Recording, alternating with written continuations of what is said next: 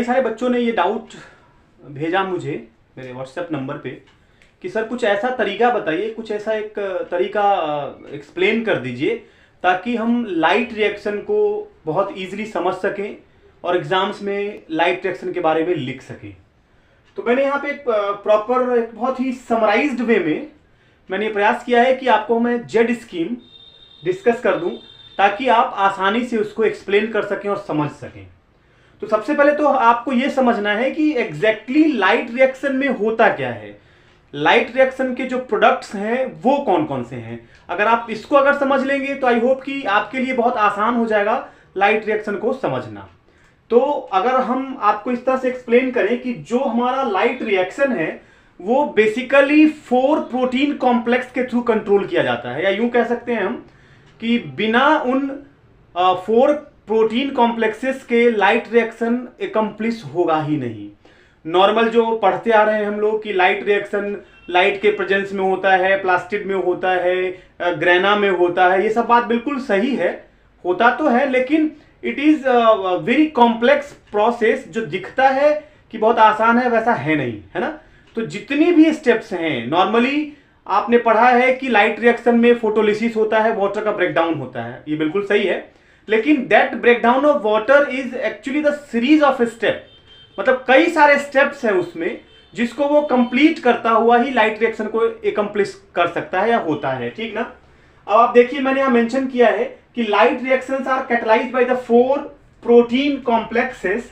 जो आपको ध्यान में रखना है कि ये हमारा थैलेक्वाइड मेम्ब्रेन में है। जब आप स्ट्रक्चर देखेंगे कि जो हमारा प्लास्टिड है, जो हमारा क्लोरोप्लास्ट है, उसमें आपका थैलेक्वाइड होगा, उसमें स्ट्रोमा है, ग्रेना है, ग्रेनम लैमेली है ना। These are the different component of plastid, these are the different component of the chlorophyll chloroplast, ठीक है। तो जो हमारा सिस्टम है प्रोटीन का, जो कॉम्प्लेक्स मॉलिक्यूल है, उसमें पहला कॉम्प्लेक्स जो है हमारा फोटो सिस्टम 1 है, एंड आई होप आपने इसको PS1 के नाम से जाना होगा, PS1 के नाम से समझा होगा। ये हमारा बेसिकली 700 नैनोमीटर के वेवलेंथ को यूटिलाइज करता है, and this is what the photo system 1। And then जो हमारा जो दूसरा कॉम्प्लेक्स है, दूसरा प्रोटीन कॉम्प्लेक्स है, वो है हमारा साइटोक्रोम B6F। क्या नाम लिया मैंने, इसको आपको समझना है, साइटोक्रोम B6F, है ना।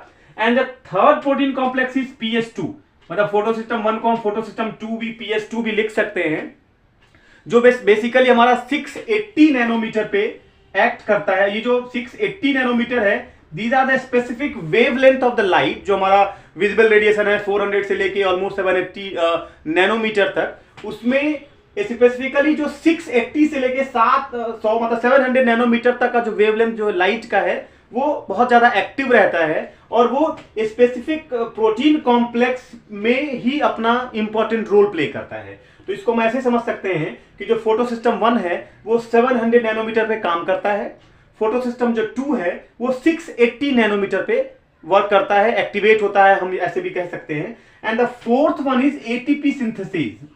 जो सिंथेज एंजाइम है, आप ये समझ सकते हैं यहाँ क्या हो रहा है, ये नाम ही काफी है समझने के लिए कि that ATP synthase is an enzyme that will trigger the formation of ATP, that is what the energy currency।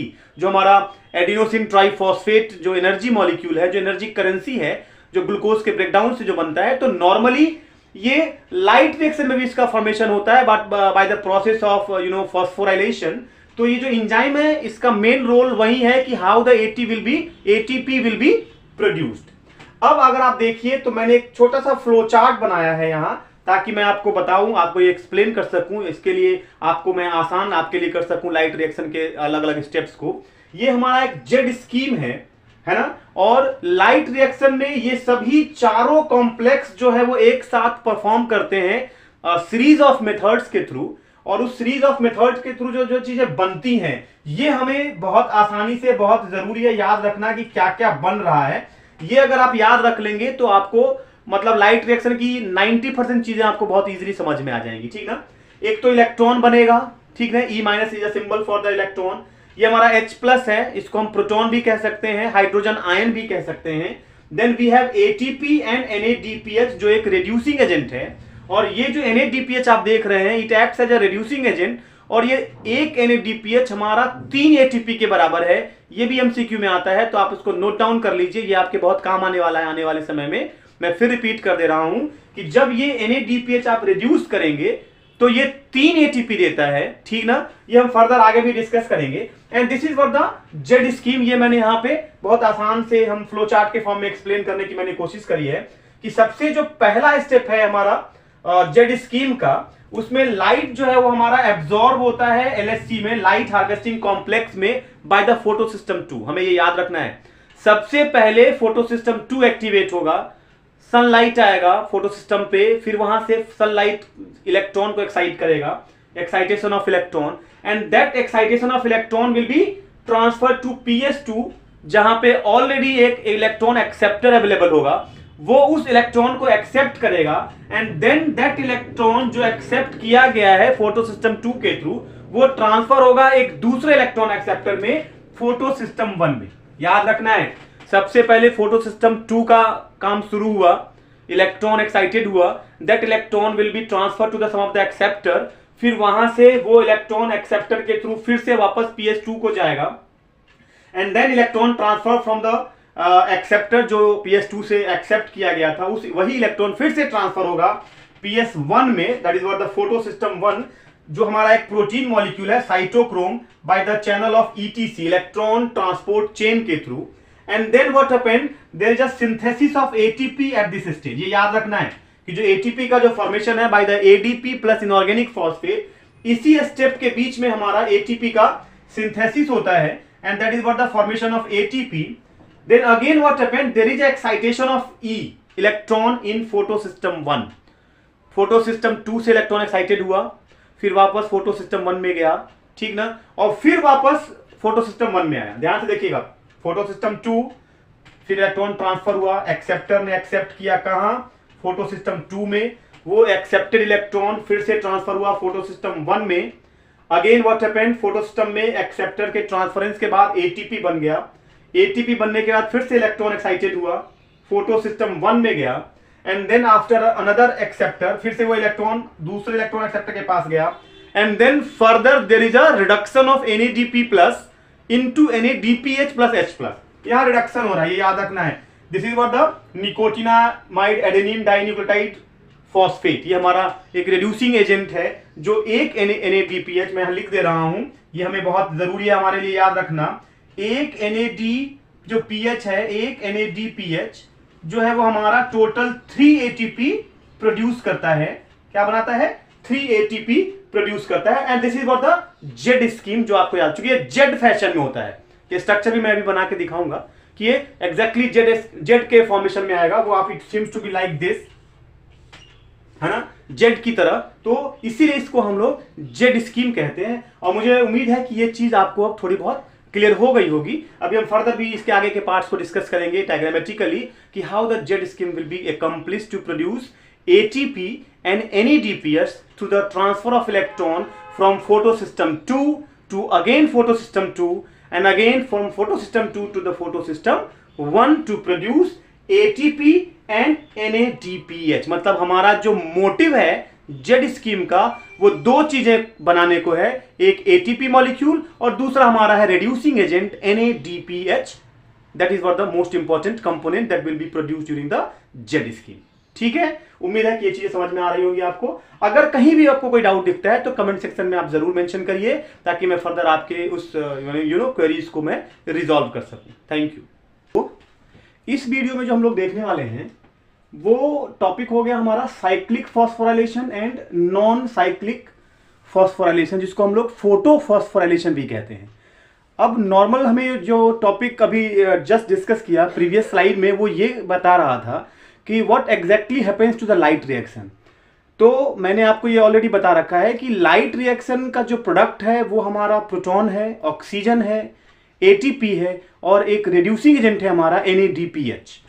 तो ये जो आप ATP NADPH जो बन रहा है वो बेसिकली इन्हीं दोनों प्रोसेस के मिलने से बन रहा है ना। जो एक बच्चे परेशान रहते हैं कि सर एग्जैक्टली लाइट रिएक्शन में हो क्या रहा है, नॉर्मल जो उन्होंने पढ़ा रखा होता है उसमें हम यही डिस्कस करते हैं जूनियर क्लासेस में टिल क्लास 10th कि इन the case of light reaction जो हमारा ग्रेना पार्ट में होता है प्लास्टिड के, क्लोरोफिल के, उसमें बेसिकली स्प्लिटिंग ऑफ वाटर होगा, जिसमें वाटर का ब्रेकडाउन होता है, proton H+, electron and oxygen generate होता है। लेकिन exactly by these two process, cyclic photophosphorylation and non cyclic photophosphorylation, जो हमारा प्रोसेस है, इसी के थ्रू इलेक्ट्रॉन का जनरेशन होगा, इसी के थ्रू प्रोटॉन भी डेवलप होगा, और इसी के थ्रू जो मेन कंपोनेंट है इन दोनों स्टेप्स का, उसमें हमारा ATP और NADPH है, जो एक रिड्यूसिंग एजेंट है, जो मैंने अभी अभी पिछली स्लाइड्स में जस्ट डिस्कस किया था। और इसी को हम अब कंप्लीट करेंगे कि what exactly happens, what are the different steps that will takes place in photophosphorylation the case of cyclic और नॉन साइक्लिक स्टेप। तो मैंने यहाँ पहले जो यहाँ चार्ट मैंने बनाया है, आप अगर यहाँ ध्यान से देखिए, यहाँ मैंने लिख दिया है साइक्लिक फोटोफॉस्फोराइलेशन। इसमें बेसिकली जो 6 स्टेप्स है उसकी समरी मैंने यहाँ बना दी है। अगर आप इसको नोट्स के फॉर्म में बनाना चाहें तो आप इसकी एक स्क्रीनशॉट ले सकते हैं बहुत आसानी से। मैं इसीलिए कभी कभी बीच बीच में स्क्रीन के बाहर भी हो जाता हूं, ताकि बच्चे उसको प्रॉपर ढंग से लिख सकें। आप इसको जूम इन करके भी, अगर आपको बोल्ड नहीं दिख रहा है, अगर कहीं भी थोड़ी बहुत अगर आपको क्लियर इमेज नहीं आ रही है, तो आप इसको बहुत केयरफुली जूम करके या स्क्रीनशॉट लेके आपके लिए बहुत ही कंप्लीट ये नोट्स भी क्रिएट होगा। 3 से 5 मार्क्स में स्कूल एग्जामिनेशन में ये आता है, तो मेरे समझ से आपको थोड़ी सी भी असुविधा नहीं होगी। तो ये जो 6 स्टेप है साइक्लिक फोटोफॉस्फोराइलेशन में, इसमें सबसे पहला पार्ट हो गया कि इसमें सिर्फ और सिर्फ फोटो सिस्टम 1 ही इन्वॉल्व होता है। और जैसा कि मैंने पहले भी बता रखा है आपको कि फोटो सिस्टम 1 में जो हमारा वेवलेंथ लाइट का है, जो लाइट यूटिलाइज होता है, and that was basically 700 nanometre of light. मैं बार बार ये वर्ड रिपीट कर रहा हूं, PS1 700 nanometre, PS2 680 nanometre. PS1 चूंकि पहले है तो वेवलेंथ ज्यादा बड़ा होगा। ये एक मतलब दिमाग में रखने के लिए एक तरीका है जो आप अपने आप दिमाग में इसको फिट कर सकते हैं। PS1 में ज्यादा वेवलेंथ होगा, PS2 में वेवलेंथ कम होगा, चूंकि थोड़ा बहुत खर्च हो जाता है पहले ही। तो ये बस सिर्फ एक जानने का तरीका है, ऐसा नहीं कि खर्च हो रहा है। Basically what exactly happens to the cyclic photophosphorylation, जो हमारा फोटो सिस्टम 1 है, उसमें यही स्पेसिफिक वेवलेंथ है। मैं यहां लिख दे रहा हूं 700 नैनोमीटर का जो लाइट है, PS1 700 नैनोमीटर का जो वेवलेंथ ऑफ जो लाइट है, वही हमारा LHC में जो हमारा रिएक्शन सेंटर है वहां पे यूटिलाइज होता है। और जैसे ही वो रिएक्शन सेंटर में लाइट का एक्साइटेशन होगा तो इलेक्ट्रॉन रिलीज होगा। यहां मैंने देख लीजिए ध्यान से जरा, यहां मैंने इलेक्ट्रॉन्स को मेंशन किया E- के फॉर्म में, और यही इलेक्ट्रॉन प्राइमरी एक्सेप्टर, जिसको हम फेरेडॉक्सिन कहते हैं, ये बहुत ही इंपॉर्टेंट है, नीट के एग्जाम्स में कई बार आ चुका है कि what is the first electron acceptor in the case of cyclic photophosphorylation. तो ये चीज आपको ध्यान में रखनी है, and that molecule is ferredoxin. और फिर ग्रेजुअली ये फेरेडॉक्सिन जो है वो इलेक्ट्रॉन को रिलीज करेगा, और in between that process when it converts into the another electron acceptor, जो इलेक्ट्रॉन यहां रिलीज हो रहा है वो वापस फिर दूसरा इलेक्ट्रॉन एक्सेप्टर जो है हमारा प्लास्टोक्विनोन, ये भी एमसीक्यू में आ सकता है। ये बहुत ही टेक्निकल वर्ड हो जाता है, क्योंकि फेरेडॉक्सिन हमारा फर्स्ट इलेक्ट्रॉन एक्सेप्टर है, प्लास्टोक्विनोन हमारा सेकेंड इलेक्ट्रॉन एक्सेप्टर है, और इन्हीं दोनों के बीच में जो हमारा है वो मतलब ATP का सिंथेसिस होता है, जो हमारा एनर्जी करेंसी है। And then what happened, that plastoquinone जो है हमारा साइटोक्रोम सिस्टम से होकर गुजरेगा, and then what happened, it will turns into the plastocyanin, और ये एक एनर्जी ट्रांसफर करेगा, और फिर से वापस ये प्रोसेस जो है रिएक्शन सेंटर में आ जाएगा, और फिर से ये पूरा का पूरा प्रोसेस जो है वो रिपीट होगा। और दिस इज द रीजन कि हम इस पूरे के पूरे प्रोसेस को साइक्लिक फोटोफॉस्फोराइलेशन के नाम से जानते हैं, क्योंकि ये साइकिल कंटिन्यूसली चलता रहता है। इलेक्ट्रॉन एक्साइटेड होकर बाहर आया, प्राइमरी एक्सेप्टर जो हमारा फेरेडॉक्सिन है उसने इसको एक्सेप्ट किया, देन इन मीनवाइल ये ATP बनाया, फिर से इलेक्ट्रॉन बाहर रिलीज हुआ, फिर जो हमारा सेकेंडरी इलेक्ट्रॉन एक्सेप्टर है प्लास्टोक्विनोन वो उसको यूटिलाइज करेगा, फर्दर वो एक नेक्स्ट सिस्टम जो होगा हमारा साइटोक्रोम सिस्टम, उससे होके गुजरेगा, and then we have some molecule which is plastocyanin, ये यूटिलाइज्ड होगा, and then again it turns to the via photo system 1 sunlight specifically फिर से वो रिएक्शन सेंटर को एक्टिवेट करेगा एंड देन फिर से हमारा इलेक्ट्रॉन जो है वो, और ये साइकिल जो है वो ग्रेजुअली चलता रहेगा। तो यहां मैंने वो 6 चीजें लिख दी हैं। PS1 इन्वॉल्व है, सिर्फ ATP बनता है। O2 जो है यहां पे कहीं भी आप देखिए ध्यान से, ऑक्सीजन का जो है वो फॉर्मेशन कहीं भी नहीं हो रहा है। वाटर इस पूरे के पूरे प्रोसेस में आप ध्यान से देखिए कहीं कंज्यूम नहीं हो रहा है। इसका मतलब जो फोटोलिसिस है, जो पानी का जो खर्च हो रहा है, वो बेसिकली हमारा नॉन साइक्लिक फोटो फॉस्फोराइलेशन में ही हो रहा है। And then what happens in the last step, electron produced in this reaction centre जो हमारा है वो वापस रिटर्न बैक हो जाता है। आप ध्यान से देखिए, इलेक्ट्रॉन आया, फिर से वापस हमारा रिएक्शन सेंटर में आ गया, और फिर से पूरा का पूरा जो साइकिल है वो ग्रेजुअली फिर स्टार्ट करेगा और ये चलता रहेगा ताकि लाइट रिएक्शन में इलेक्ट्रॉन एक्साइटेड हो सके और वापस पूरा का पूरा सिस्टम जनरेट हो सके, ताकि एटीपी जो है वो ग्रेजुअली हमेशा बनता रहे हमारा साइक्लिक फोटो फॉस्फोराइलेशन में। Then we have non cyclic photo phosphorylation. अब इसमें क्या हो रहा है, वर्ड खुद रिप्रेजेंट कर रहा है कि यहां पे जो एक बार साइकिल हो गया तो दोबारा वो रिपीट नहीं करेगा। इट मींस वहीं पे वो प्रोसेस खत्म होगा और दोबारा से जो इलेक्ट्रॉन वापस यहां रिएक्शन सेंटर में आ रहा था, यहां पे वो रिएक्शन सेंटर में नहीं आएगा इनिशियल लेवल पे। पहला पॉइंट यहां पे है, इसमें दोनों सिस्टम इन्वॉल्व है, PS1 और PS2। इसका मतलब हो गया कि 700 नैनोमीटर का लाइट भी यूज होगा और 680 नैनोमीटर का भी लाइट यहां यूज होता है। इस प्रोसेस में सिर्फ ATP बना था, लेकिन यहां ATP भी बनेगा और जो हमारा NADPH जो रिड्यूसिंग एजेंट है वो भी साथ में बनेगा। तो दो चीजें यहां बन रही हैं। Then what happen in the third step, जो ऑक्सीजन है वो भी प्रोड्यूस होगा due to the process of photolysis. Water भी कंज्यूम्ड होगा जो यहां नहीं कंज्यूम हो रहा है, और जो इलेक्ट्रॉन वापस रिटर्न बैक यहां हो रहा था, हमारा दोबारा वापस रिटर्न बैक हो रहा था, इस प्रोसेस में ये कहीं भी नहीं होगा। यहां मैंने दिखाया है फोटो सिस्टम 1 को, इलेक्ट्रॉन एक्साइटेड स्टेट में आया लाइट के कारण, और जब PS1 है तो ऑब्वियसली हमारा 700 नैनोमीटर का लाइट होगा। ये मैं यहां लिख दे रहा हूं, ठीक है।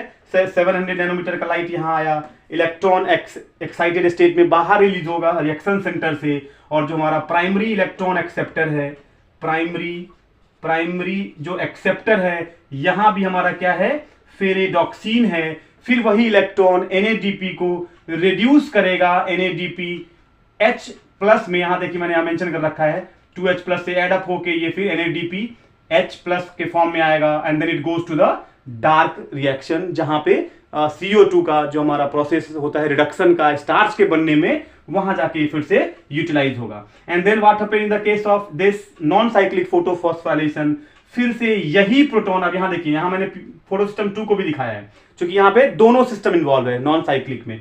Then what happen, photo system 2 में जो प्राइमरी एक्सेप्टर है वो प्लास्टोक्विनोन के लिए जाएगा, फिर वहां से ATP फॉर्मेशन होगा, फिर साइटोक्रोम सिस्टम से आएगा, प्लास्टोक्विनोन से होता हुआ फिर इलेक्ट्रॉन जो है हमारा वापस यहां से रिएक्शन सेंटर में जाके फिर एज इट इज रह जाएगा। तो क्या हो रहा है, जो फोटो सिस्टम 1 में जो चीज आ जा रही है वो दोबारा फिर इधर रिटर्न नहीं हो रही है। यही कारण है कि इस प्रोसेस को हम नॉन साइक्लिक फोटोफॉस्फोराइलेशन कहते हैं और इस प्रोसेस को हम साइक्लिक फोटोफॉस्फोराइलेशन कहते हैं। तो आई होप कि अब ये चीजें अब कुछ हद तक क्लियर हो गई होंगी। अभी भी अगर कोई डाउट रहता है तो कमेंट सेक्शन में आप मुझे बिल्कुल लिखना ना भूलें, सो दैट मैं आपकी जितनी भी क्वेरीज रह जाती हैं मैं दोबारा से उसको रिजॉल्व करने की पूरी कोशिश करता हूं और करूंगा। तो उम्मीद है कि ये आपको पूरा का पूरा लाइट रिएक्शन अब समझ में आ गया होगा। फर्दर हम इसके बाद का जो वीडियो होगा उसमें हम आगे डिस्कस करेंगे chemo osmotic hypothesis. I hope this would be better for your subject knowledge, topic knowledge. Thank you.